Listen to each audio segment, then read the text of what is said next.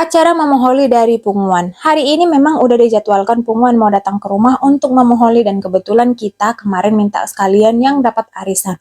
Untuk menunya bisa dilihat sendiri ya, ada saksang, maaf ya, non halal, ikan nila, dan sop ayam. Kalau di arisan kami ya seperti inilah ada sesi makan-makannya.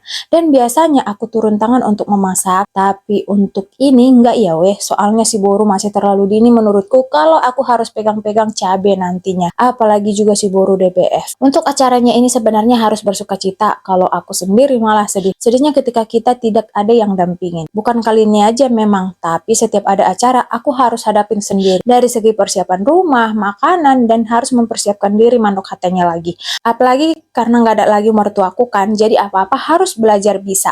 Syukurnya aku dulu aktif pelayanan di gereja, aktif muda-mudi, dan kalau soal mandok hata termasuk bisa lah walaupun nggak sepandai Raja Hatta.